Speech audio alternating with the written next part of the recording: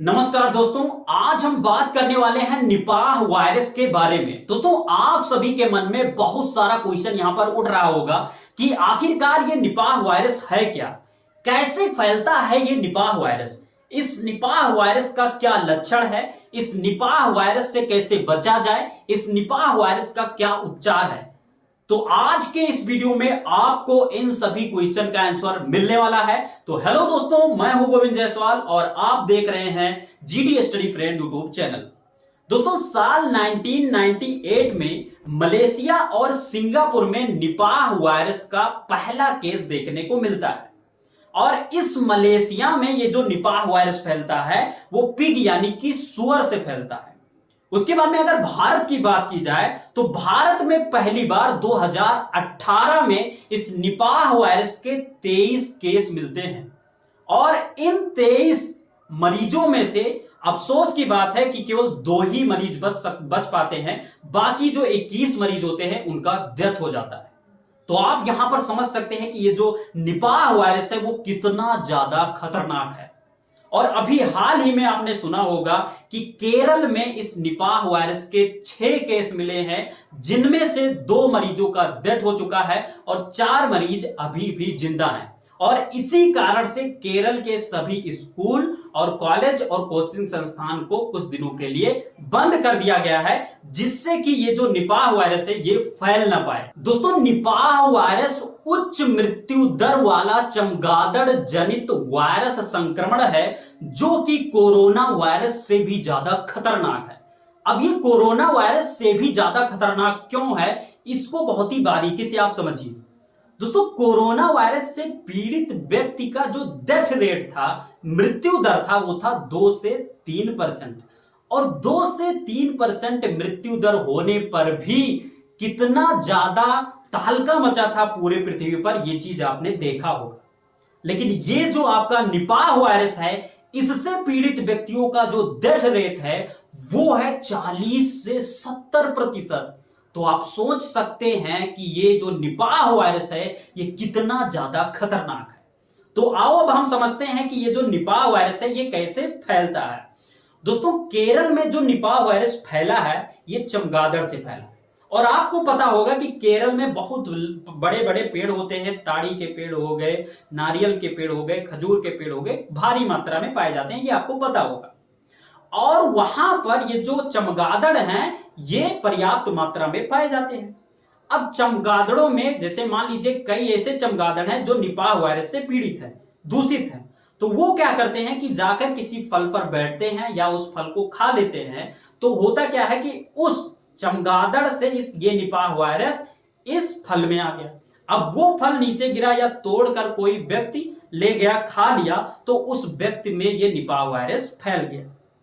अब ये जो निपाह वायरस है ये जब व्यक्ति में फैल गया तो जैसे कोरोना था एक व्यक्ति से दूसरे व्यक्ति में फैल रहा था, ठीक ऐसे ही ये निपाह वायरस भी एक व्यक्ति से दूसरे व्यक्ति में फैलता है।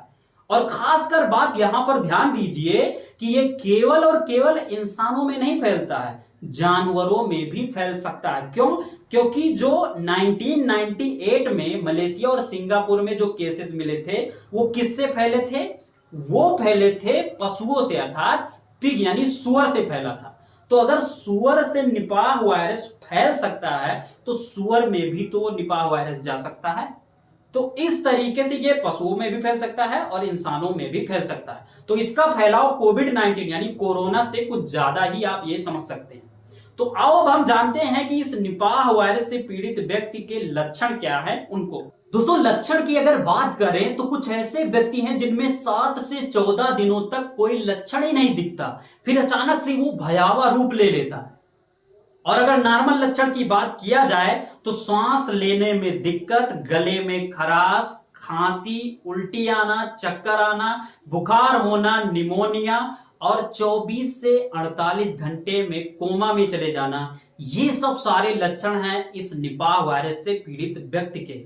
तो अगर ऐसे लक्षण किसी व्यक्ति में दिखते हैं तो उसको अच्छे से अच्छे वैद्य को दिखाना चाहिए और उसका चेकअप कराना चाहिए। नहीं तो अगर आप देर करेंगे तो होगा क्या कि आपको तो होगा ही, आप कुछ दूसरे लोगों को भी संक्रमित कर चुके होंगे।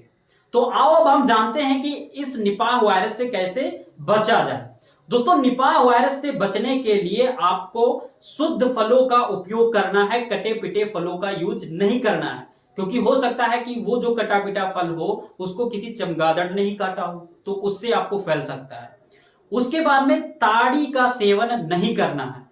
जैसे ताड़ी निकालने के लिए ऊपर लगा देते हैं और उसको निकालते हैं, तो ताड़ी में क्या होता है कि वहां पर जाकर चमगादड़ उसमें कोई क्रिया करते हैं, उनके मल मूत्र या कुछ उसके संपर्क में आए तो उस ताड़ी में भी वो वायरस जा सकता है और ताड़ी से आपके शरीर में आ सकता है। तो ताड़ी का सेवन ना करें, और करें तो शुद्ध और सही ताड़ी का यूज करें। उसके बाद में सुअर पालने वाले सावधानी बरतें, उस स्थान पर ना जाएं जहां पर चमगादड़ रहते हों, क्योंकि चमगादड़ अगर आपको टच भी ना करे तब भी आपको ये वायरस फैल सकता है आप में। क्यों? क्योंकि उनका मल मूत्र जहां पर वो रहते होंगे उनके नीचे गिरता हो, तो उसके संपर्क में आने से भी आपके अंदर ये वायरस आ सकता है। और उस व्यक्ति के संपर्क में ना जाएं जो इससे पीड़ित व्यक्ति हो, क्योंकि उसके पास जाने से भी आपके अंदर ये वायरस आ सकता है। बाकी कोविड-19 के समय जो गाइडलाइंस दिए गए थे उनका अगर आप पालन करते हैं तो आप इस वायरस से बच सकते हैं। अगर हम इसके उपचार की बात करें तो इंडिया में इसका पर्याप्त मात्रा में उपचार नहीं उपलब्ध है अभी, क्योंकि अभी तक यहां पर कोई एंटीबॉडी बनी नहीं है। एक एंटीबॉडी है जो कि बहुत ही ज्यादा कारगर सिद्ध हो रही है, उससे जानें बच रही हैं, वो है आपका मोनोक्लोनल एंटीबॉडी। इससे लोगों का जान बच रहा है, लेकिन इसकी पर्याप्त मात्रा इंडिया में नहीं है। इस कारण से इस डोज को ऑस्ट्रेलिया से मंगाना पड़ेगा, और इसका जो पर डोज प्राइस है वो लगभग 60,000 से 70,000 है। तो वीडियो में अंत तक बने रहने के लिए हृदय की गहराइयों से आप सभी का धन्यवाद। बाकी इस वीडियो को ज्यादा से ज्यादा लोगों तक शेयर कीजिए, जिससे ज्यादा से ज्यादा लोग अवेयर हो सके।